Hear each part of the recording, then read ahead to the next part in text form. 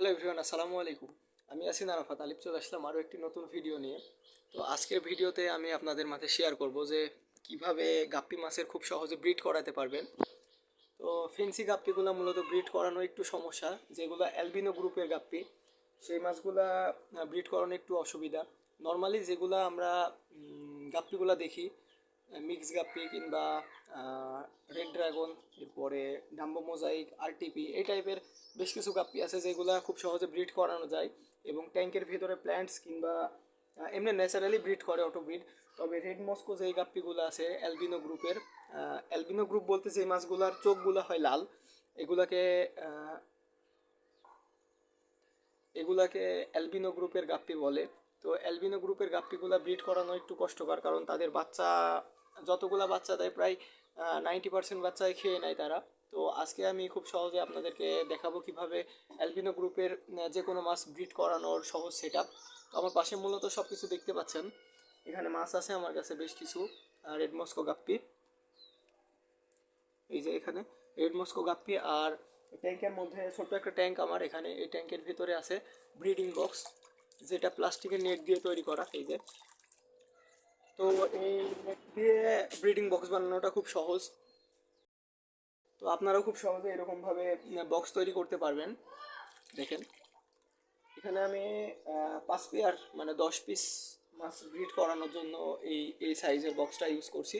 তো আপনাদের মাছের পরিমাপ এবং মাছ হিসেবে আর কি আপনারা বক্সগুলো তৈরি করে নেবেন। তো আমি এবার আপনাদেরকে দেখাই মাছগুলা। আমার আমার রেড মস্কো গাপ্পিগুলোকে একটা ছোট্ট অ্যাকুরিয়ামের মধ্যে নিয়ে নিছি আপনাদেরকে দেখানোর সুবিধার্থে। তো দেখেন, এই মাছগুলোর কোয়ালিটি মাশাল্লাহ অনেকটা সুন্দর। তো ভিডিওটা দেখে অবশ্যই সবাই কমেন্ট বক্সে মাশাল্লাহ লিখবেন। আর আরেকটা বিষয় যদি খেয়াল করেন তাহলে দেখবেন যে প্রতিটা মাছের পেটগুলো অনেক মোটা, এমনকি আমার প্রতিটা মাছ অ্যালবিনো, যেগুলার প্রতিটা মাছের চোখ লাল রং, সবগুলা চোখ লাল কালারের হবে, তবেই সেই মাছটা অ্যালবিনো গ্রুপের হবে, না হলে ওইটা অরিজিনাল অ্যালবিনো না। দেখেন মাছগুলোর চোখটা যদি একটু খেয়াল করেন, প্রতিটা মাছের চোখ লাল কালার। তো অ্যালবিনো গ্রুপের মাছগুলা ব্রিড করানো বললাম যে একটু কঠিন, তো সেই জন্য ব্রিডিং বক্সে আমার এখানে রেডি। এখন আমি এখন আমি এই মাছগুলোকে ব্রিডিং বক্সে দিয়ে দিব। তো তার প্রথমে একটা কাজ করা লাগবে, কারণ এই মাছগুলো আমার অন্য ট্যাঙ্কের মধ্যে যেহেতু ছিল, তাই পানির টেম্পারেচারটা অ্যাড করানোর জন্য কিছু সময়ের জন্য আমি এই বক্সের মধ্যে রেখে দিব, 10-15 মিনিট বা সর্বোচ্চ এরকমটা সময় রেখে দিলেই যথেষ্ট।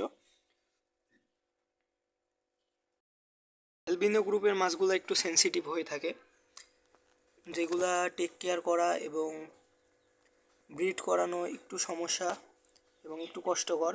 তবে মাছগুলা দেখতে মাশাআল্লাহ অনেক বেশি সুন্দর।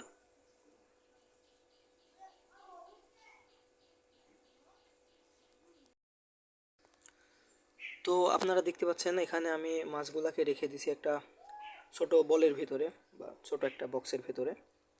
তো এখন এই মাছগুলাকে ছেড়ে দিব মাছগুলাকে। মোটামুটি সবগুলো লোড আছে, এখন দেখা যাক। বিসমিল্লাহ।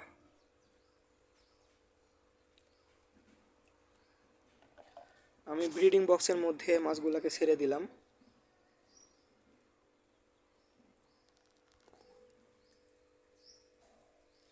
তো এইভাবে আপনারাও চাইলে খুব সহজে অ্যালবিনো গ্রুপের প্রতিটা মাছ ব্রিড করাতে পারবেন খুব সহজে।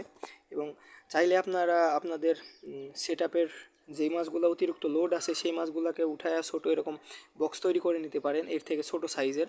ব্রিড করানোর পর আবার পুরনো ট্যাঙ্কে দিয়ে দিবেন, কিংবা চাইলে সব সময়ের জন্য একটা বড় সাইজের এমন ব্রিডিং বক্স তৈরি করে সব সময়ের জন্য ব্রিডিং বক্সের মধ্যেও রাখতে পারেন। তবে অনেকের ক্ষেত্রে পছন্দ নয় যে সব সময় ব্রিডিং বক্সের মধ্যে একটা বদ্ধ জায়গার ভেতরে মাছকে রাখা। তো সেই ক্ষেত্রে আপনার একটা প্ল্যান্টেড সেট আপের মধ্যে থেকে মাছগুলো, যেই মাছগুলো অতিরিক্ত লোড আছে সেই মাছগুলোকে উঠে ব্রিডিং বক্সে রেখে বাচ্চা সংগ্রহ করে আবার পুরোনো ট্যাঙ্কে দিয়ে দিলেন, এভাবেও ব্রিড করাইতে পারেন। তো এই ছিল আজকের একটা ছোট্ট ভিডিওটা ভালো লাগলে অবশ্যই চ্যানেলটা সাবস্ক্রাইব করে পাশে থাকবেন, আর ফেসবুক থেকে দেখলে ফলো করে দিবেন। আল্লাহ হাফিজ।